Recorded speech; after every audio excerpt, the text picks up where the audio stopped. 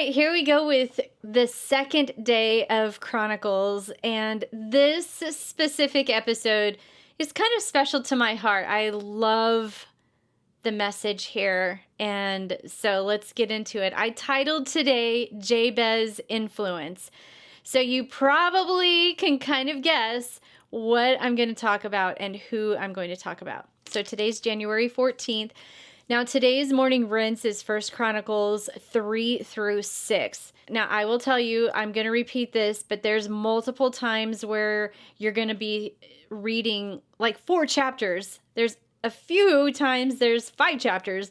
Today's morning rinse is a little longer than what you're used to, so be sure and take about 30 minutes to read the morning rinse. So 1 Chronicles 3:6, go ahead and read that and come back.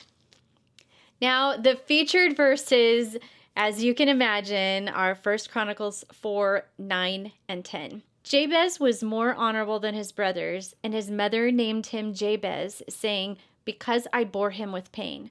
Now Jabez called on the God of Israel, saying, "Oh, that you would bless me indeed and enlarge my border," or some versions will say territory, "and that your hand might be with me, and that you would keep me from harm, that it may not pain me." And God granted him what he requested. So as we are reading through this first part of Chronicles, you're going to see those list of names continuing on in our morning rinse. We read names from the family of David, as well as the genealogy of the tribes of Israel. And all of a sudden, like right in the middle of reciting the line of her, Ezra, who we believe is the author of the Chronicles, he pauses. It's like this big stage pause. Out of nowhere, he shifts from just listing the names in the genealogy to actually spotlighting a man named Jabez. It's almost like a commercial break. You will hear throughout this podcast, and oftentimes I'll mention theatrical things or the arts. It's my bent is, and my love is being in the entertainment world. And so that I'm an actress and a producer. And so every once in a while I'll be mentioning things in the entertainment world or storytelling. In this part, I am just envisioning it's like a commercial break, or, when you go to a play and you watch a play live, they're going to give an intermission. This moment, though, is not just a commercial break or an intermission. It's the kind of interruption that you want to stick around for versus going and getting popcorn. I can envision Ezra as he's reading the scrolls, and he's got this audience of people listening, and he's honoring the names and reading the importance of the genealogy. He pauses and he slowly lifts his eyes up to the audience, and he looks at the crowd, and he loudly emphasizes the name Jabez. I almost can see it was as if Ezra wanted everyone's attention before he even stated what was so special and noteworthy about this man. And then once he gets the crowd's attention, he gives full insight into who this amazing man was. I can almost hear Ezra when he states, Jabez was known for being more honorable than all of his brothers and for calling on God with a powerful prayer. All of that is captured in today's featured verses. Let's read the featured verses again today. And remember, he starts with his name.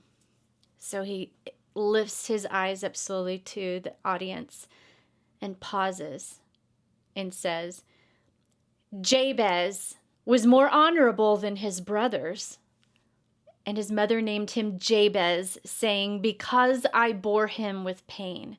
Now, Jabez called on the God of Israel, saying, "Oh, that you would bless me indeed and enlarge my border, and that your hand might be with me, and that you would keep me from harm, that it may not pain me."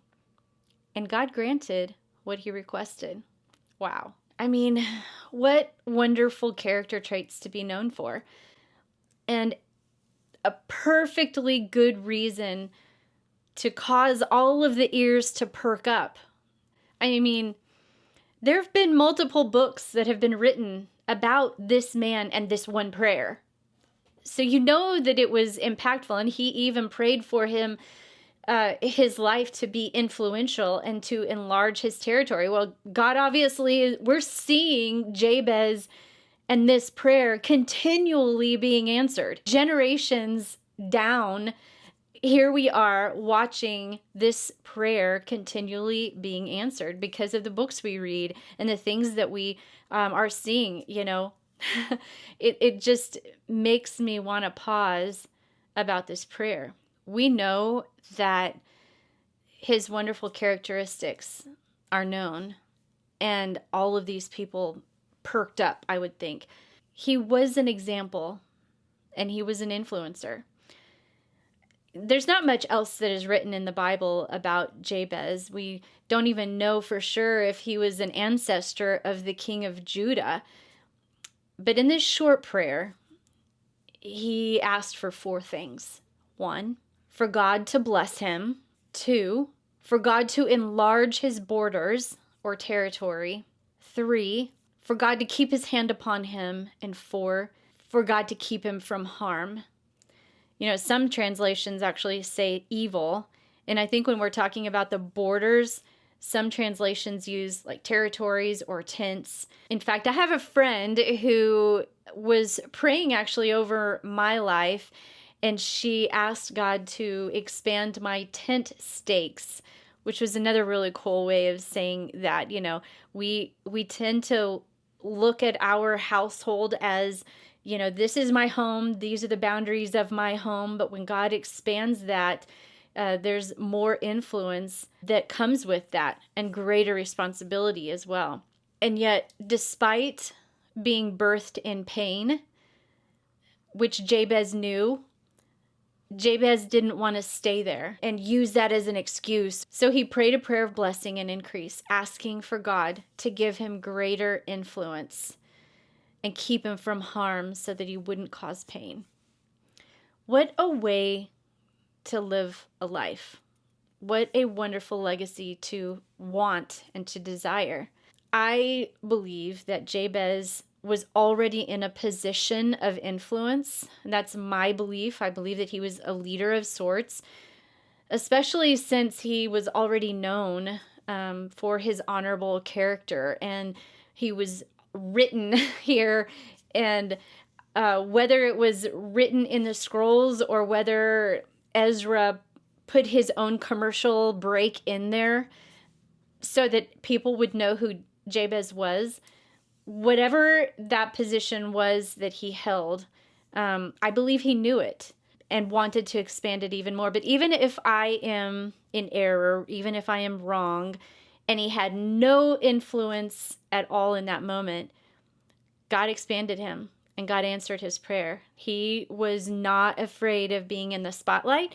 He was not afraid of what that responsibility came. He prayed for that to come. I love this story, and I love his courage. So many times we think, well, I'm an introvert, or I don't want to get out there. Or what if, people don't like what I have to say, or what if they won't listen to this podcast? Or, we listen to those inner voices oftentimes and use that as an excuse to not get out there and not expand our territory. We cannot always worry about the end of it. We can have visions and we can have hopes and wishful thinking on how we affect people in a positive light, but we can't always take that responsibility. It's God's exponential blessing that comes. We have to just do our part and be willing to expand our territory. And as long as we live our lives we'll get that blessing, living our lives for God. So today's challenge to dig deeper, it's 3 parts. 1, write on an index card this verse. Write it down. I typically will, write those verses down, especially if I want to memorize them. And that's kind of my easy way. But, write the verse down on an index card and then post it somewhere on your wall, whether it's on your mirror or someplace where you can actually see it every single day. So write it down and post it up. Then I want you to memorize this prayer. So at the end of today, before you lay your heads down, you need to have these verses memorized. Whatever translation you decide to use, memorize these 2 featured verses. So write it down and post it, memorize it, and then the third part is I want you to pray the Jabez prayer over you, your life, and your loved ones. But specifically, be very specific about it. I mean, Jabez prayed it over himself, so you can pray it over yourself and then include your loved ones. So that is today's challenge, and I want you to really hone deep on this prayer and to really understand and to take a commercial break or a pause throughout your day and memorize it. So the evening reflection for tonight is I want you to pull out your journal and write some of the thoughts that you had regarding this verse. Was there anything that really stuck out to you about whether it was something I said or maybe when you were memorizing the verses today, did God talk to you about any of the 4 parts that Jabez prayed over his life? What did God say about it? Was there anything at all that struck out? And be sure and write that down because this is a powerful prayer. And while we don't know very much about Jabez, he has influenced generations to come.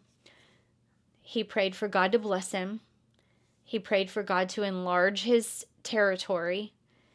He prayed for God to keep his hand upon him and to keep him from harm or evil so that he might not cause pain, or some versions say that he might not pain me, regardless, so that pain would not come. So have a wonderful day, and until tomorrow, keep rinsing, reflecting, and repeating.